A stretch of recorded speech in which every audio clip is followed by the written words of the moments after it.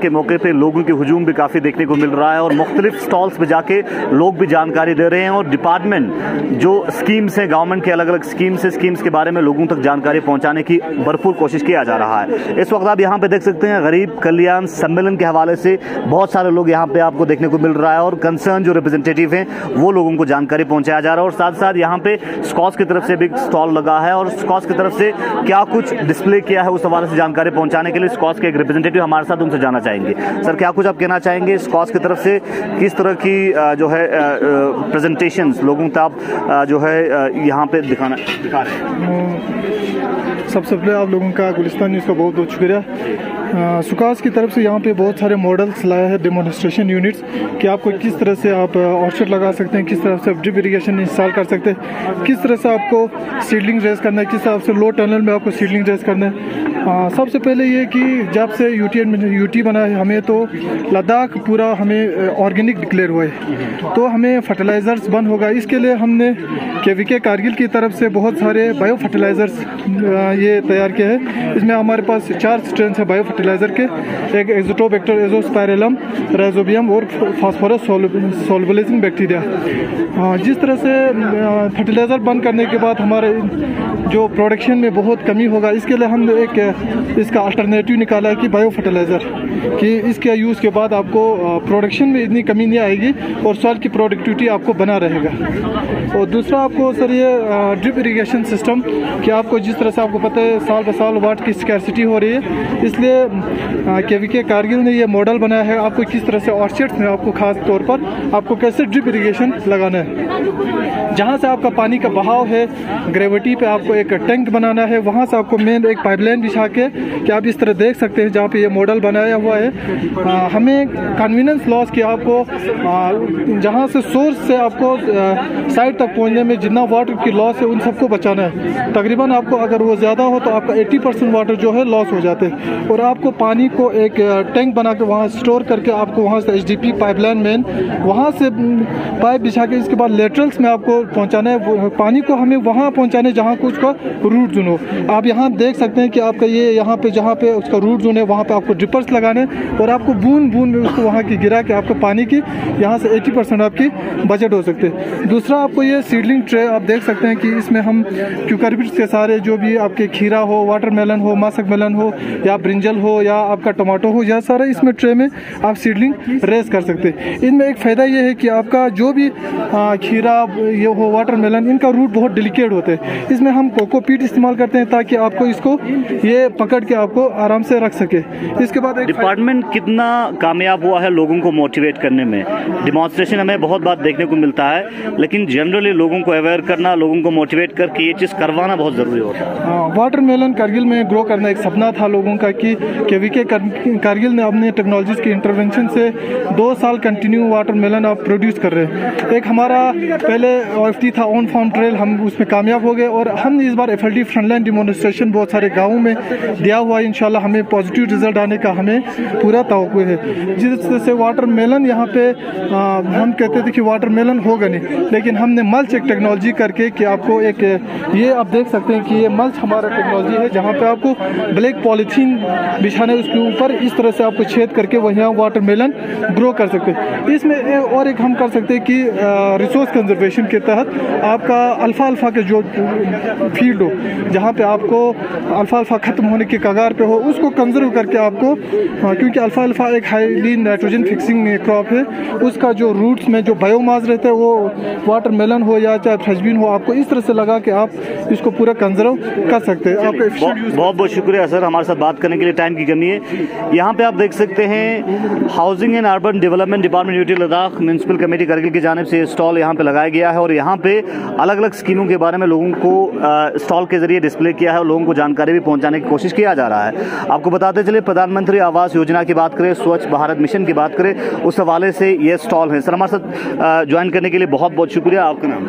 मेरा नाम सईद मोहम्मद है। क्या कुछ आप कहना चाहेंगे, जो योजनाएं आपके पास हैं वो लोगों तक पहुंचाने में आप लोग कितना कामयाब हुआ है और लोगों की किस तरह की रिस्पांस देखने को मिल रहा है? म्यूनसिपल कमेटी करगिल हमेशा से जहाँ पे भी कोई फंक्शन होता है या जहाँ पे भी कहीं पब्लिक गैदरिंग होता है तो हम चाहते हैं कि लोगों तक अपने डिपार्टमेंट में जितने भी लोगों की सहूलियत के लिए स्कीम रखे हैं वो तक लोगों तक पहुँचाने के लिए हम शाना बशाना लोगों के साथ खड़ा है। और आज भी हम इसी तहत में गरीब कल्याण सम्मेलन में आज हमने अपना स्टॉल लगाया है और इसमें हमने जितने भी स्कीम्स हमारे डिपार्टमेंट के अंदर आते हैं वो सब हमने डिस्प्ले के लिए भी रखा है, जानकारी के लिए। और जो भी बेनिफिशरी होगा जिनको इन स्कीम से फ़ायदा लेना है उनके लिए फॉर्म भरने का भी हमने यहाँ पे ऑप्शन रखा है। तो हमारे पास जो मेन स्कीम है वो प्रधानमंत्री आवास योजना अर्बन का भी है, स्वच्छ भारत मिशन अर्बन का भी है, प्रधानमंत्री स्वनिधि योजना का भी है और day national urban livelihood mission scheme. योजनाओं के बारे में थोड़ा सा बताइए। जी, प्रधानमंत्री आवास योजना जैसे आपको पता है कि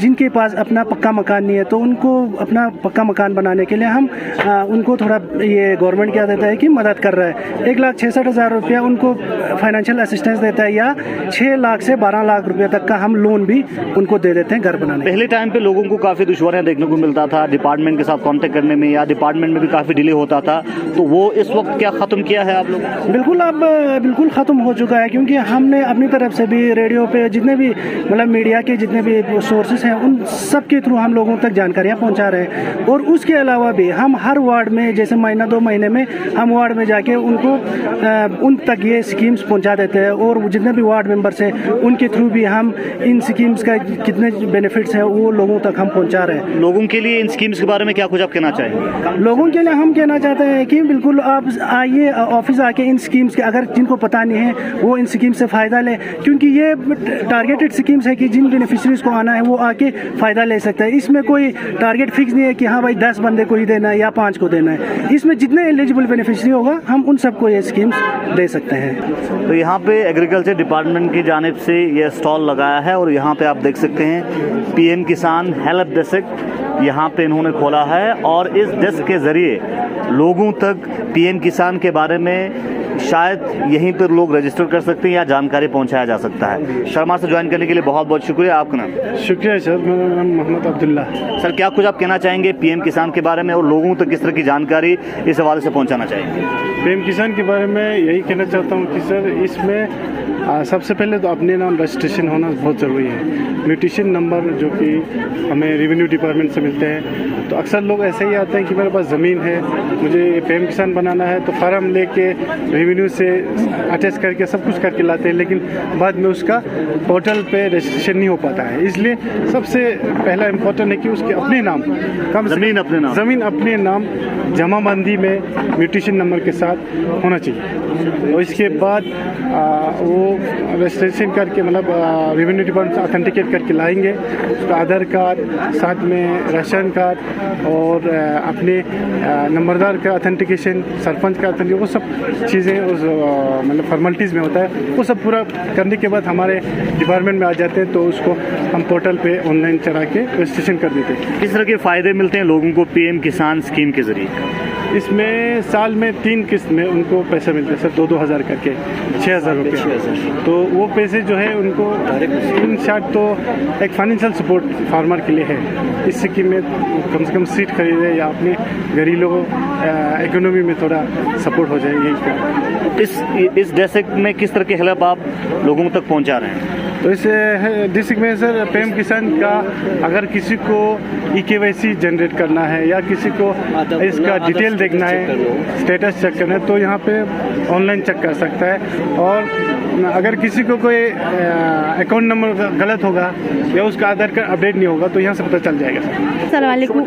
Oh, ngai CDS workerin ngaca daksan snala 6 package pin daksa 2 package extra tangset chik po in portion abian chik po PMY tamat ngaca chok first pregnant la tamat khu chik chiga ताकि खो ओदे 5,000 मा जुआ पहला चोक pregnant सोसन 1,000 तांगमा देखन खोंगा TT complete सोसन 2,000 तांगमा आखिरी फ्री वैक्सीन कंप्लीट छना 2,000 तांगमा 5,000 टोटल दो चिफिया तांगसिन तुजबाना गवर्नमेंट इज द प्रेग्नेंट आमाला खोसमान खोंचा खो खर्ची खों फिया तांगसिन तुजिया दूसरा स्कीम पोषण अभियान जरे पोषण पेकारी का ngacha daksa सैमसंग मोबाइल तांगस जुआ ओदे ngachi डाटा का हम अपलोड छाचिन beneficiaries pregnant in 0 to 6 year फ्रू गामे Diano ngacha chwajuya wet chwat height chwajuya ngacha secretary tangsiot portion taker zere de portion taker pianu ngacha public super awareness bati antip shunla galar zanun tongzere daksan jam furtan se ngati shun ziyada enemy shikar chenduk dona pregnant un enemy shikar chenduya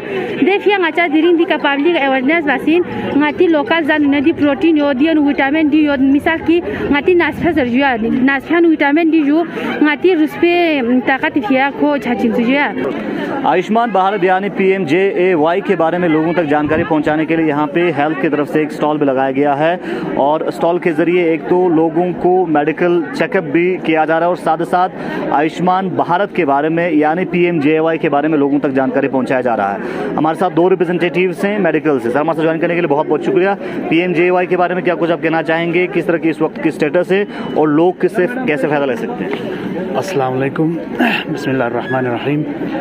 मैं सबसे पहले ये आयुष्मान भारत जो योजना है उस scheme के बारे में लोगों को इस तरह से बताना चाहता हूँ कि सबसे पहले आप अगर आयुष्मान के बारे में जानकारी आप लोगों को नहीं है तो आप लोगों को डिस्ट्रिक्ट हॉस्पिटल कारगिल एक काउंटर वहाँ पर लगा रखे हैं। उस पर आप लोगों को हर चीज़ के बारे में, जैसे कि पेशेंट को ट्रीट कैसे किया जाता है आयुष्मान भारत के कार्ड पे, और आयुष्मान भारत कहाँ कहाँ यूज़ किया जाता है गोल्डन कार्ड को, और पेशेंट के साथ कब और कहाँ कैसे उठा के आना चाहिए, इन सब के बारे में आप लोगों को जानकारी देना चाहता हूँ।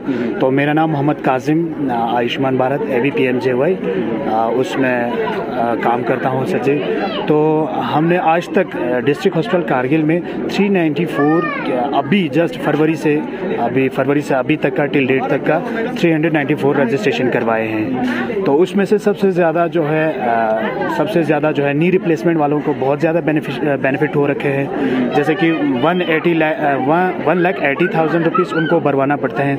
तो इंशाल्लाह उनका इंशाल्लाह उनका अभी ट्रीटमेंट चल रहे हैं। आगे हम भी देखेंगे कि 1,80,000 उनका कंप्लीट हो जाए।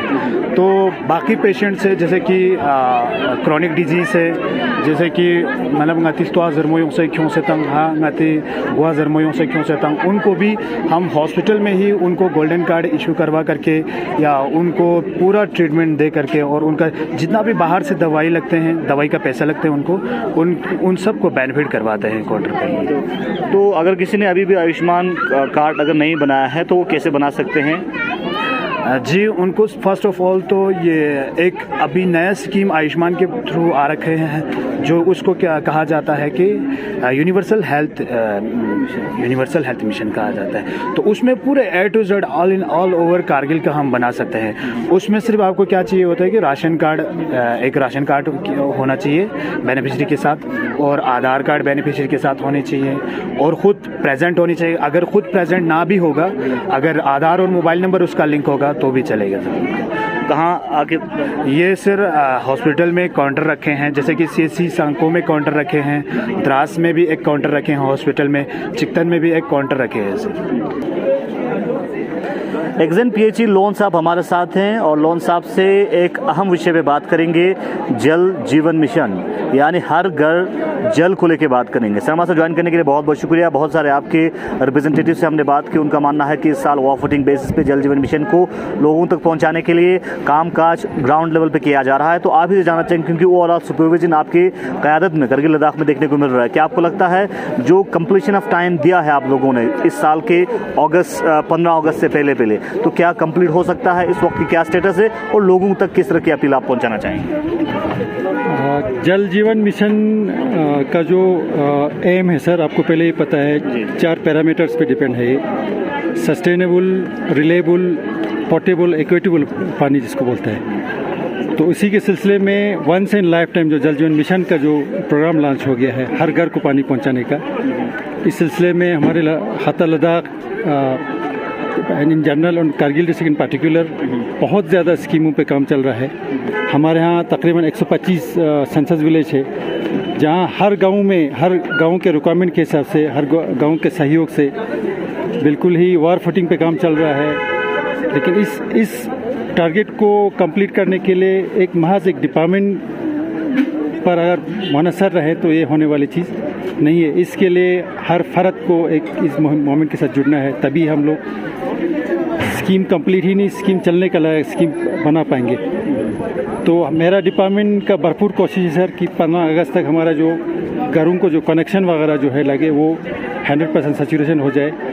बाकी मेन स्कीम पे जो काम करना है वो इंशाल्लाह 2024 तक इम्प्रूवमेंट रेक्टिफिकेशन वगैरह का काम चलता रहेगा, वो 2024 तक चलती रहेगी। करगिल लद्दाख में गरीब कल्याण सम्मेलन कितना सक्सेस रहा है, हमारे साथ बात करने के लिए एसडी करगिल है, क्योंकि जो ये प्रोग्राम है यहाँ पे अलग अलग स्टॉल्स के ज़रिए मुख्तलिफ डिपार्टमेंट्स के जो आला अहदेदारान हैं और साथ ही साथ ज़िले करगिल के chief executive councillor Firoz Ahmad Khan के साथ साथ कुछ इसीस ने भी इस प्रोग्राम में शिरकत किया है। गुलाम साहब हमारे साथ ज्वाइन करने के लिए बहुत बहुत शुक्रिया। जो सम्मेलन है आज का गरीब कल्याण सम्मेलन, इस हवाले से क्या कुछ आप कहना चाहेंगे, कितना सक्सेस रहा है इस सम्मेलन को मुकम्मल करने के लिए, चूँकि 8 साल लगातार हुए हैं गरीब कल्याण सम्मेलन को लेकर? जैसा कि आप जानते हैं कि आज पूरे ऑल इंडिया में, पूरे हिंदुस्तान में prime minister of India Narendra Modi ji गरीब कल्याण सम्मेलन की इस प्रोग्राम को सिर्फ यहाँ करगिल में ही नहीं है बल्कि शिमला से पूरा ऑल इंडिया लेवल पे इसका